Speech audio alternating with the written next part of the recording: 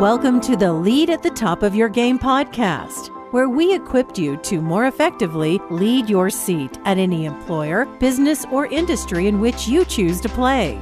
Each week, we help you sharpen your leadership acumen by cracking open the playbooks of dynamic leaders who are doing big things in their professional endeavors. And now your host, leadership tactics and organizational development expert, Karen Farrell Rhodes.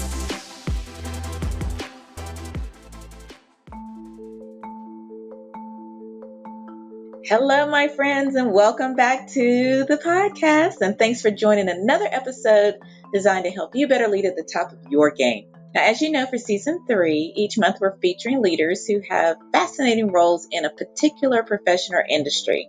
And today's episode is part of our special series featuring leaders who focus on fostering inclusive workplaces. And now, enjoy the show.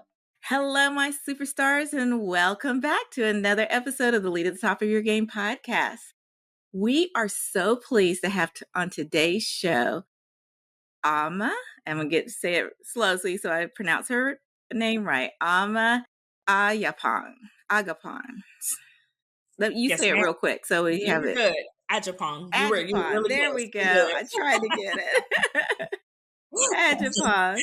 I always just call her Ama, so I never do go to her last name, but she is fantastic, as you all will soon see.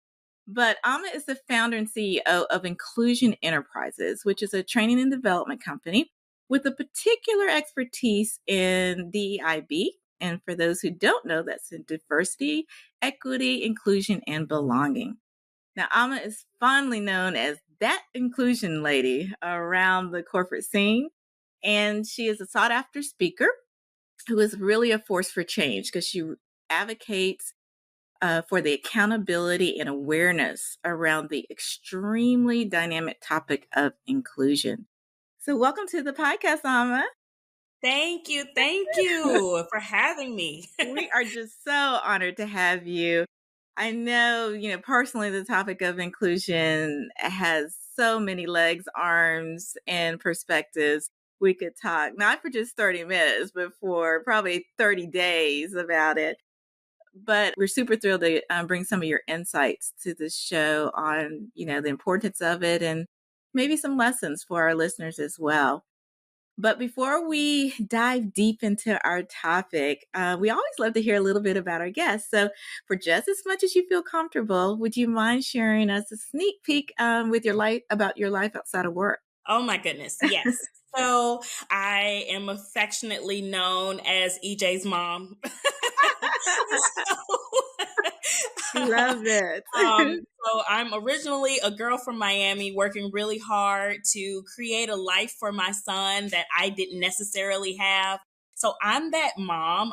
I call myself a geriatric millennial boy mom. So,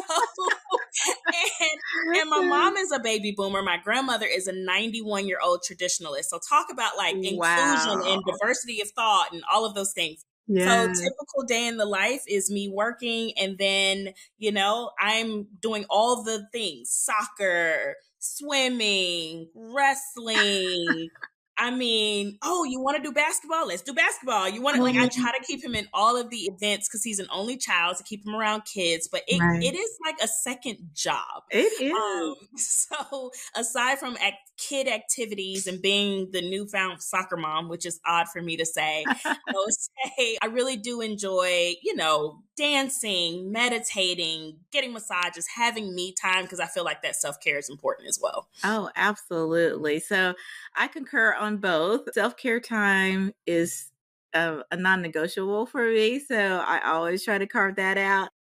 And as you know, I'm recently an empty nester. So, but I have been there, done that. I was the biggest Uber mom and getting, our daughter involved in everything. So totally understand about that. And you're still smiling. So things must be going pretty good.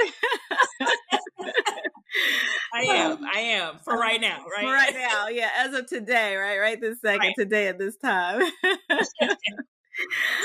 All right, Ms. Ama, thank you so much for sharing that. So let's get to our topic. People know in general the term, the term inclusion means overall. It's been heavily used in, corporate, in the media, in our lexicon, and the way we live and work. But from your perspective, what does inclusion in the workplace really mean in a practical sense? Yeah. So I think at its basic level, it's just making sure people in your organization feel seen, feel heard, feel respected, feel included, feel valued.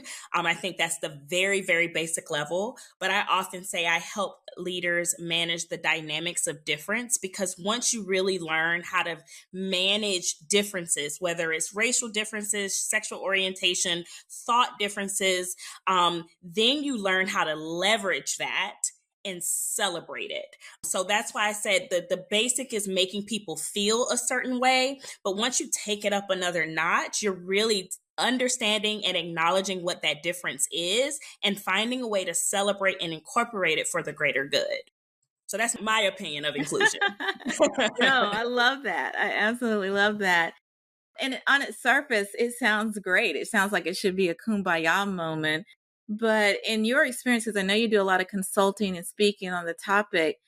What have you found is some of the roadblocks to it actually being, I won't say embraced, because a lot of people do embrace it, but where it's not, I'll just say fully used or fully demonstrated in the workplace? What are some of those either triggers or roadblocks or blind spots or underlying reasons why people have sometimes have an issue with inclusion? So I'm going to go personal and then I'll go organizational. Great, yeah. From like a personal perspective, I think people love to focus on the word inclusion because they don't want to deal with diversity. And diversity meaning they don't want to talk about race. They don't want to talk about gender. They don't want to talk about gender identity or sexual orientation.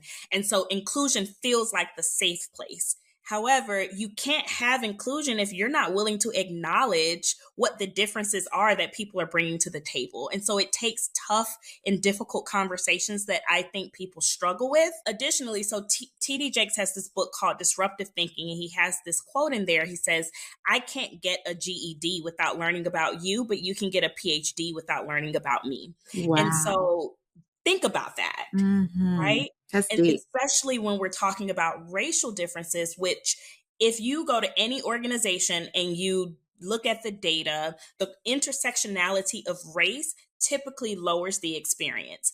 And so what I'm thinking is people don't know how to navigate those cultural differences. And because of that, they shy away from it. They get nervous and wound up excluding people, even if it's unintentionally.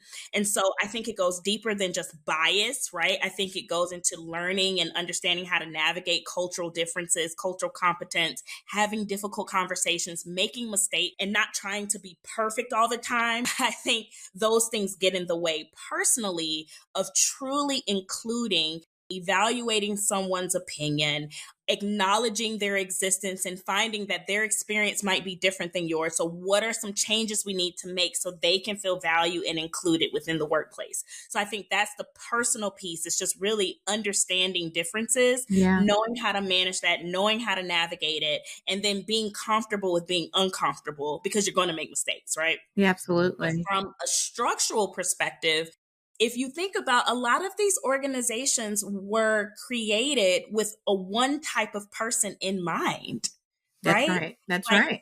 The ones created in the 30s and the 20s, even earlier. I mean, they weren't thinking about women. They weren't thinking about any type of difference. Technology to where we've advanced to this day, it's a whole new world from what they were trying to support. New world from what it was originally created to be, even HR laws. So when we think about our structures within an organization, I think it's also where people get get in trouble sometimes is convenience. So it's easy to just keep doing things the way we've been doing it, not challenging the status quo, not thinking about who's being served by these policies and procedures and practices, who's not being served, and knowing that it's going to take a lot of work to change it because a lot of these policies and practices are baked into the DNA of the organization. Right. And so I think convenience is a bottleneck for a lot of companies because we're really talking about policies and systems and how do we recruit? How do we develop talent? How do we even market our information, right? Like, is everyone being represented? So those are the two ways that I think personally and structurally that people sometimes struggle. I agree totally with that. That's what I've seen over my career as well. And if I think about even the current times, so this is a little bit about me. So I'm a news nerd. And so I do listen to a lot of different types of news, but in particular, I love business news, try to keep up with the trends and what's going on. And about 2 weeks ago, I can't remember which outlet it was on, but anywho, they were saying that even in this kind of politically charged environment, when they surveyed 1,000 CEOs, DEIB has not decreased in their level of priority because they know they need it for their businesses and how important it is. But they are concerned with how they approach it and what they say out loud because of the highly charged environment. So I'm curious in what you're seeing right now, if you're seeing that, number one, because I just heard it on a media outlet, doesn't mean it's, absolutely perfect and applicable for everyone. But how should executive leaders think about fostering inclusion and, if you will, kind of staying out of the political game of it? Yeah. So I have an MBA background, right? I was a finance undergrad, MBA. I'm also an EEOC certified investor. Why am I saying that? Because my first approach to anything is like risk management and and maximizing profits, right? Like some of my anti-racism friends would be like, Ama, that's a part of the problem. You're a part of right. That's just how my brain works. And so why am I saying that? Because when we think about DEIB, oftentimes we think of the feeling piece. And personally, I'm like, why do we still have to talk about the business case to include people? I'm like, we should be over that. Right. However, it's turning to the point now where litigations are going up. People are suing more now. I saw that. All the EEOC filings and claims, they're increasing because people now have the language, they have more confidence, and they feel more comfortable talking about these issues going on at work. Right. And so for a company, you can think about it being politically charged if you want to, but if you keep doing the same things and not improving and increasing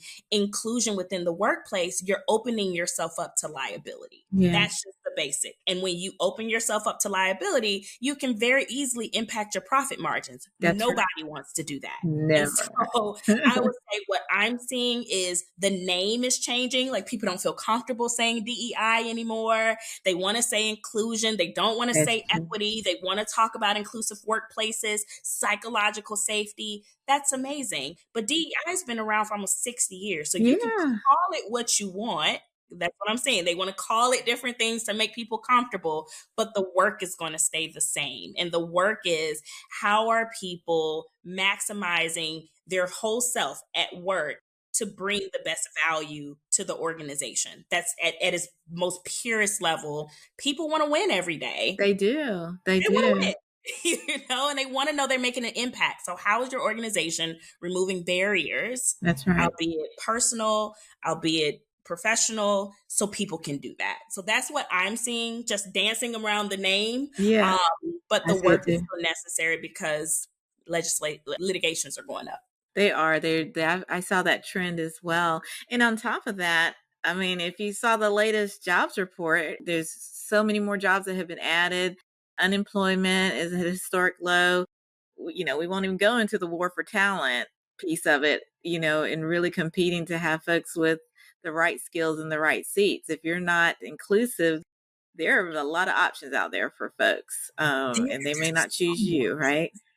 They may not choose you, and while they're sitting there, they may not give their best and their best ideas. That's true. With the change of the demographics, I think in 2011, Pew Research said in 2011, more Black and brown babies were born than ever before, right?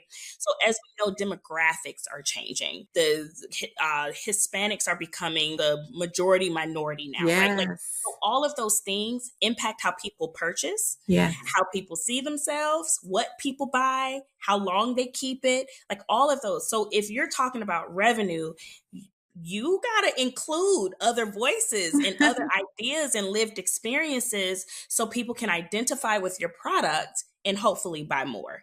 Again, this isn't like a buy one, get one, include one, then you sell one, but it only makes business sense. Yes. To focus on inclusion. No, that makes a lot of sense. So hopefully I'm not putting you on the spot with this question, but I'm sure there's tips or low-hanging fruit or things that you talk about, when you do speak on inclusion to organizations that you want them to start thinking about doing. And so we always, as part of the podcast, try to put additional tips in our playbook, if you will, our leadership playbook. So if you wouldn't mind, could you share maybe one or two thoughts or tips that you usually share, with employers to ensure that they foster inclusive workspaces? Yeah, absolutely. So one is data. I think you start with data, lead with passion. So what I mean by data is more than just the annual survey. And side note, if you are doing the annual survey, please make sure you are actually coming up with some action items and implementing stuff and then telling people what you're implementing, because people don't want to keep taking surveys if they don't see a change, right? Okay, side note. I love it. So data is important, and anything you collect, I think you need to analyze it by demographics. So the top five protected characteristics are a great way to do that, because you want to see if there's a difference in experience in your workplace. And that's everything from how you recruit to progressive disciplinary action. And so that start to see what the story is saying, and then that will lead you into what you need to focus on first, whether it's, do I have unprofessional conduct as part of my progressive disciplinary action? And do I see, oh my goodness, a large part of people who are getting written up for this are between the ages of 28 and 40. Okay, maybe that is an indicator that I need to maybe reword that or train about that, because that's so subjective. Right. So it could be something, as simple as that, but you need to analyze the data by demographic. The other thing I'll say, because I can talk about this forever, but I think every organization needs to have a management training program. And here is why. Most managers are, I'm going to say a lot, I'm not going to say most, are promoted based on their skill set and how well they did their job. They often are not put in the position to lead people. And they're often not graded on that. And so I think every organization needs to have management training program that includes DEI topics like, how do you hold an inclusive meeting, right? That might seem really simple, but in this new hybrid workforce, a lot of leaders don't know how to do that. You're right. Yeah. Right? So that management training program, regardless of how large you are, is ensuring that your leadership is going to not only represent the company well, but also represent your core values in leading people more than just managing a process. Oh, love that. Love that. And what's a common mistake that managers make because they haven't had this kind of training, or what's a blind spot? Like, well, give us an example. Oh, they have their go-to people. And typically their go-to people are like them. And most times when people say like them, they just think, race, age, gender, but sometimes it's work styles. Like, I know when I was a leader leading 150 people, I did have a few go-to people, and guess who they were? The ones who were D's like me, right? If you're familiar with the D's, those who were visionaries, didn't need a lot of direction. You tell them to go, they're going to go get it done. Yeah. The moment people start asking too many questions, now I'm like, oh my gosh, I'll just go to someone else, right? Right. But that was strengthening my leadership style. So I think having go-to people and not really thinking about the why behind it is debilitating to the team, because you're not developing the rest of your team to be sustainable, whether you're there or not. And then the other pieces, going back to what I said, is the development. I think leaders don't develop their team. They just throw tasks at their team. And then the moment they go on vacation, if they do, things fall apart. And I think the great indicator of a leader is your system running efficiently and effectively without you. So go-to people and not developing the team, just thinking about the task at hand, I think are two blind spots. Oh, great. That was wonderful to share. And I totally agree with those. I've seen those a lot, as we do our consulting work as well. So I always tell people, just because you have expertise in the area doesn't mean you haven't tripped up along the way yourself. I know I have many times. I could tell stories about things that we had to turn things around just because I didn't know or didn't realize. But I'm just curious for you if there's a story or a share that you happen to have when you were learning more about inclusion, that it was something that you took to heart and as a lesson in life. Oh, yes. So Karen, I sometimes will, like if I'm teaching a civility class, I'll be like, hi, my name is Ama, and I was a terrible leader, right? Like, I've grown a lot. So I will say this was my first year having a team. My first year having a team, I maybe had like 25 people on my team. Yeah. But then there were other people I had that were like dotted line to me. And I was reported because the Black and the white employees said I showed favoritism towards the Hispanic employees. So at first I was like, this is bogus. Really? I'm American. Y'all American. Get out of here. So I didn't even validate how they felt. I didn't want to dig into it. I was like, yeah, whatever. But then the more I thought about it and then started analyzing my actions, they were right. Now, why were they right? Well, with my Black and white employees, I was very professional, right? I was, kind of fresh out of grad school. So I thought professionalism meant something that is kind of bogus now. But I was just very friendly, but cordial. It was, hi, how are you? How's your day? Okay, thanks. This is what I need you to do. With my Hispanic colleagues, it was, oh my God, how's the family? Kiss, kiss, like just really deep connections. Right. One would say, how is that possible? Well, I grew up in Miami, right? So I'm very comfortable with that Latin culture, and it showed. And where it started to bleed through is because, I think they're hard workers. So if they need the day off, of course you need the day off. Go leave early, get your family, no problem. They started getting provisions. And with the American team members, I was just more straight to the book. Right. I didn't realize that until I started to truly dig deeper. And I had to make some changes because there was an in-group and an out-group. And that's the quickest way to create exclusion and a lack of equity on your team. So it was a mistake I was making. And I love to tell the story because it shows, regardless of race, you can still make these mistakes. That's right. Absolutely. We feel comfortable with certain groups more than others. It's just who we naturally are. And that's why we do this work, to fight against who we naturally are. So yeah, they got me all the way together, Karen, and I had to change this quickly. Well, I'm not going to leave you out there all by yourself. I'll share a quick one of my own, a lesson learned. So as I'm generally, as you can tell, very chatty and bubbly. And believe it or not, I was working in Miami at the time as well. So they're both Miami stories. But it was for a major healthcare company. And I was an internal HR workplace consultant for them. And I was friendly, nice, engaging to everyone. That was just my nature. And I was told that. But there was one thing I never did. And that was in our office, and this is back when you were in offices 24/7 almost, they would roll around a cart offering Cuban coffee. Well, I didn't drink coffee. And so I always said thank you, but no. And so a friend and a colleague of mine pulled me aside. I still remember to this day. He said, I want to put a little bug in your ear. He said, even if you don't drink the coffee, take it and go, because they would do it around 2:30ish every afternoon.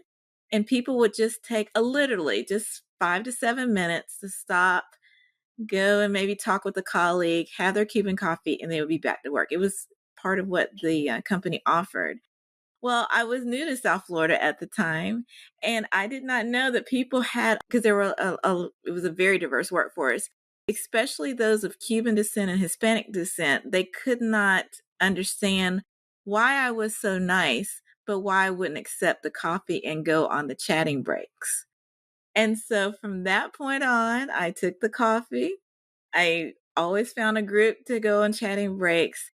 And the friend who kind of pulled my coattail and let me know what was going on said, hey, folks are loving you having that coffee. And I didn't drink Cuban. I still don't drink Cuban coffee, but it was the norm and the culture that I did not understand. And I did not understand how it was impacting the perception of me, and how, because they couldn't reconcile it, it kind of, I won't say closed the door, but they were hesitant about really sharing their deep feelings. And once that happened, things just, I didn't know they were bad, but they turned around a lot, and people were in my office all the time. So that was a lesson learned for me. Oh, that's a good story. Yeah. And I love that your friend pulled you to the side, because Yes. often what happens is you'll have people come into an organization and there are spoken rules and there are unspoken rules. And that was unspoken. People are more so judged on the unspoken rules, but you're being judged by something you don't even know about. Didn't have a clue. You had no clue.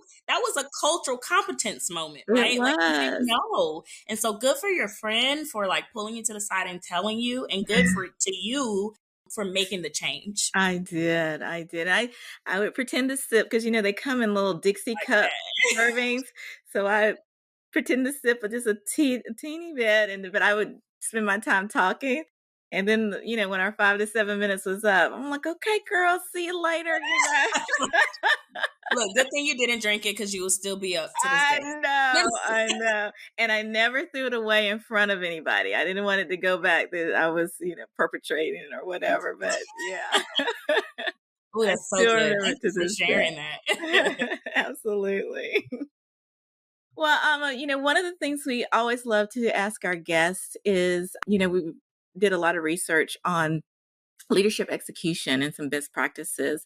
And I read a book about our research. But out of the research, there were a lot of things we found, but we found 7 big tactics or pillars of things that some of the world's highest performing leaders actually did when they were leading any effort. And so we always love to ask our guests, which of the 7, they're all equally as important, but which of the 7 really resonated with you? And you had a couple, but if you had to put one first, you were so kind to share that leading with courageous agility popped out for you. And, based on your background and expertise, it's not a total surprise, but in a moment, I'd love to get your thoughts about it. But for you listeners that are new to the podcast, leading with courageous agility is all about having the courage and the fortitude to take calculated risk and stand up for what you believe in, or still move forward on any initiative, even if you don't know what's going to happen, even if the future is uncertain or unclear. It's all about that agility to take a baby step forward based on the information you know at this point in time, and then make forward progress in a good and positive way. So curious minds want to know, why did leading with courageous agility resonate with you? Yeah, for several reasons. I would say one is it aligned very well with the Deloitte 6 C's of inclusive leadership, because courage and commitment is one of them. And they also have curiosity, but I think it takes courage to be curious. It does. To be curious. I agree. Because you have to show vulnerability in that you don't know something. Yeah. I think when you are operating in a space of inclusion and trying to create those environments for people, one, you need a humility to say, I don't know something, so I want to learn either more about you, either more about how you experience something. And I think it takes a fortitude to say, this is not serving a certain group of people well, or it only serves one group. What about the rest? Like, it takes courage to speak up. It takes courage to look internally of what your biases are and really start to work on that and mitigate it. When we're talking about dismantling certain systems, so it is more it's more collaborative for everyone there. That takes courage. It does. Because you're talking about a new landscape, and we don't fully know what that new landscape is going to be like. We know the old one. We know that one very well, right? We do. So much courage. And that is why, I mean, I could talk forever about it. That is why I chose it, because it aligned really well.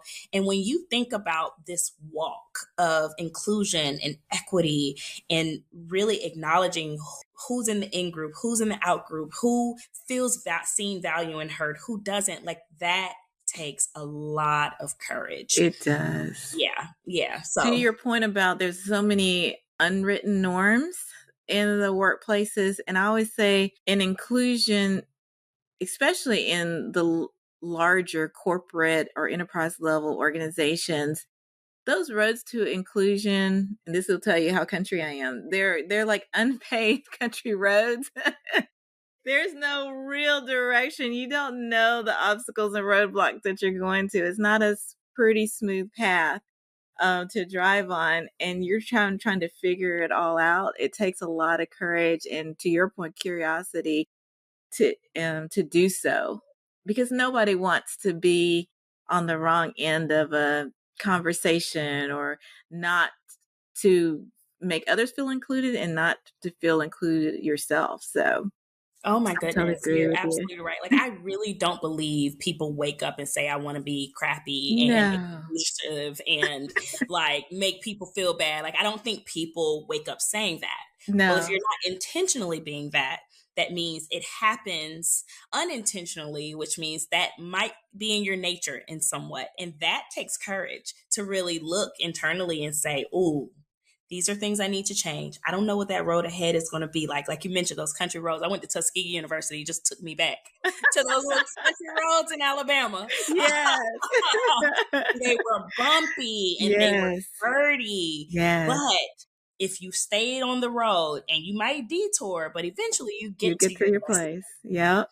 You'll be excited. So yeah, that was such a good analogy. Oh, wonderful. Well, we're going to have a ton of information about you, your business, where to find you in our show notes. But I always love to give our guests airtime to let our listeners know where they can find you, your company, and maybe if you can give us a 15-second overview of the services you all provide. Yes, thank you. So I'm known as That Inclusion Lady on Instagram, TikTok, all the things. I talk about all things inclusion and just managing a diverse and inclusive workplace environment. I'm That Inclusion Lady Agyapong on LinkedIn, so you can find me on all the social media handles that way. Nice. Our website is inclusionenterprises.org, and we are a training and development consulting firm that really focuses on helping leaders manage the dynamic of difference so you can create an inclusive workplace environment. So we do that through coaching, through training, through, speaking. And the focus is really not this training platform that a lot of companies do. I feel adults learn better through hands-on practical application, specifically through a cohort style. When you have that community while you're learning and you create that safe space, I think it just makes an invaluable impact. Okay. So that is a little bit about us. We do, all the inclusive stuff, all the DEI stuff, as well as leadership training and coaching.